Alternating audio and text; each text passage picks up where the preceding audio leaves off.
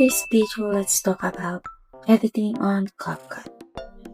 So before we start, if you are new in my channel, you can like and subscribe, and don't forget to hit the bell notification so that you can update my new videos uploaded. Okay, let's go to our topic. Hindi na natin papatagalin. Let's go. Una natin gagawin guys is, kung wala ka pang apps sa CapCut, you can download into Play Store and install it. But if you have now already CapCut in your phone, so let's go. Open na natin yung CapCut. Ngayon mag-add project tayo guys. Bali guys, itong ituturo ko lang is basic. Basic only. Kung paano ba maglagay ng videos, paano mag-overlay, and paano maglagay ng sounds. Yun lang guys ang gagawin natin. So, mag-new project tayo ngayon guys. Tapos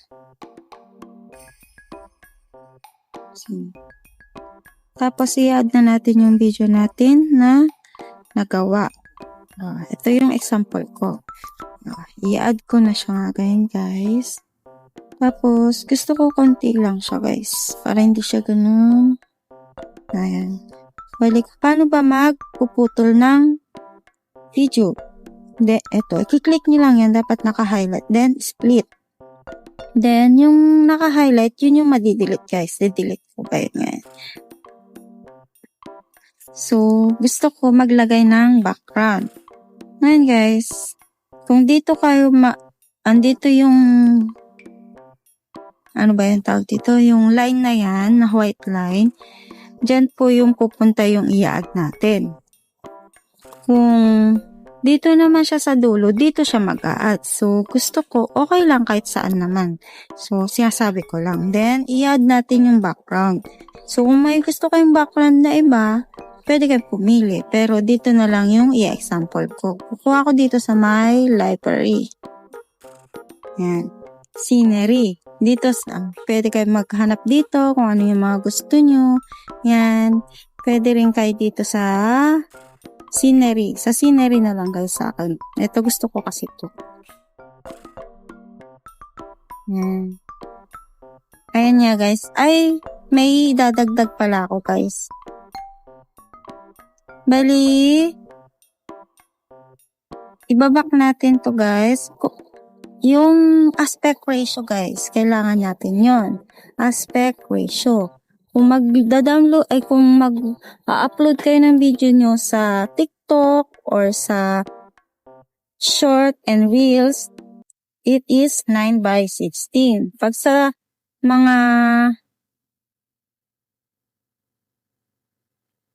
kung sa YouTube long form videos, 16:9. Ganito yung itsura niya pag 6:9. Pahalang po siya. So, ang gagawin lang natin ngayon is 9:16. Ngayon, eto na nga ngayon guys, then check natin guys, eto. So, paano magiging background to? So, ang gagawin natin guys is i-overlay natin yung main character. So, paano nga ba mag-overlay? Hahanapin lang natin. Dapat naka-highlight yung ibababa natin. It means ang overlay is ibababa natin yung clip. So, hanapin lang natin dito sa baba yung overlay nakalagay. Makikita nyo naman at mababasa. Ito siya guys, overlay. Then, ngayon, habang naka-highlight yan, idadrag mo lang dun sa pinakatulo. Since ganyan nga siya guys, makikita niya yung mukha is pangit pa siya. Meron siyang mga background. So, ang gagawin natin guys, i-click mo ulit yan. Highlight natin yan. Tapos, i-remove background natin guys. Ayun nga guys, huwag tayong mag-auto removal kasi anime lang to guys. Kung ikaw mismo yung yung sarili mo dyan, maganda mag-auto removal. Ngayon, this is anime only. Kaya mahirap po siya. So, magko-customizable tayo. Kung gusto mo nang bayad is magpo-pro ka. Pero kung ayaw mo is this brush only. So, kailangan, pag nag-brush kayo guys, kailangan pulido. Walang walang lagpas. Ganyan guys. So, dapat dahan-dahan lang. So, since ako yung hirap ko din dito guys. Yan. Ganyan nga guys. Kailangan natin dahan-dahan. Umpisan mo dun sa mga gilid-gilid para hindi ka lagpas. Kailangan talaga maging ka dito guys. So, yun na nga. Kailangan walang puti-puti. So, antayin lang natin mag-green. Then, ayan guys, yung 1 na yan, kailangan maging green yan. Bago natin i-check.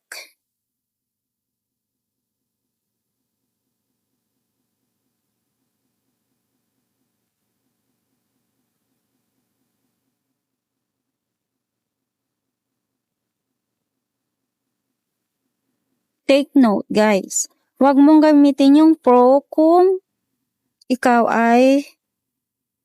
ayaw mo magbayad. Mag-brush na lang tayo. Ganon. Okay, antayin lang natin mag-win, then check na natin hanggang matapos. Since mabagal yung aking phone, ang bagal. Ayun.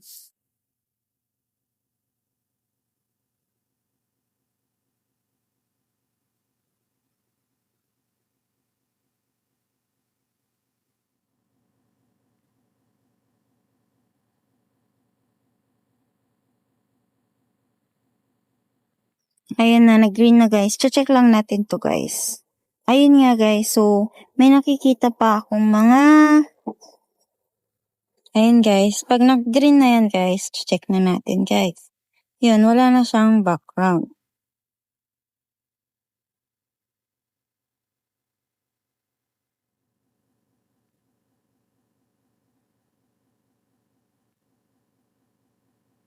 So, ngayon gusto ko na lang paiksihin to kasi humahaba. Medyo mahirap siya magtanggal ng background guys. So, hanggang dito na lang. Puputulin ko na lang to guys. Then, ngayon guys, gagawin ko, i-freeze ko na lang to guys. Para humaba. Or, gawin natin, speed na lang natin. Speed. Pabagalin ko lang siya para lang humaba siya. Pwede natin gawin na guys. Ayun na nga guys. Then, pagpantayin natin. Pwede natin video spot. Okay. Pagpantayin natin.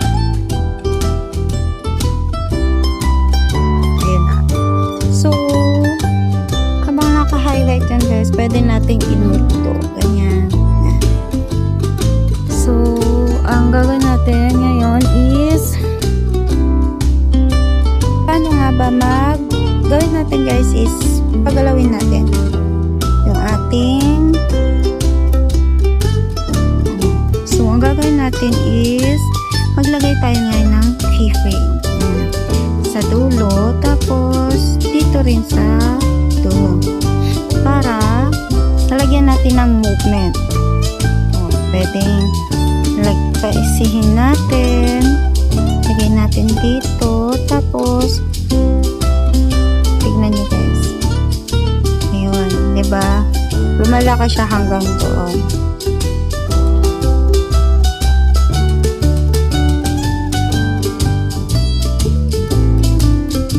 So I need just like this. Bantay dapat.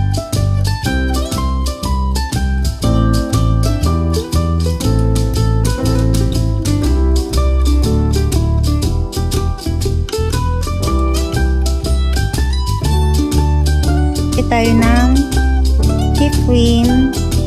Ito yung keyframe guys. Then sa dulo maglalagay lang tayo ng keyframe.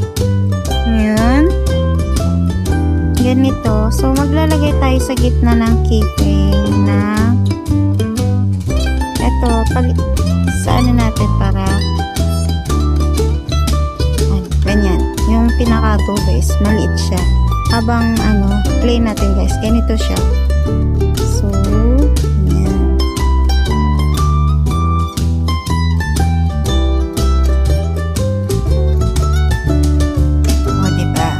Ganun lang guys. So, ang tuturo ko naman ngayon is paano nga ba tayo maglalagay ng sounds effect. Ngayon, paano nga ba? Ito guys, paghahanapin nga natin yung babak natin. Back. Yung saan na ba yun? Yung audio. Ito, audio. Then, sounds FX. Yan. Ito, pwede na to. Yan. Then, add. So, ayun, meron na tayong sounds. Then, takat lang natin guys hanggang sa ating click niyo ulit yan, then split, then delete. Dapat, siguraduhin yung naka-highlight yung i-delete natin. Okay? Tapos, ayun na guys. Tapos na. Hanggang doon lang na muna tayo. Okay na. Ganito na po siya.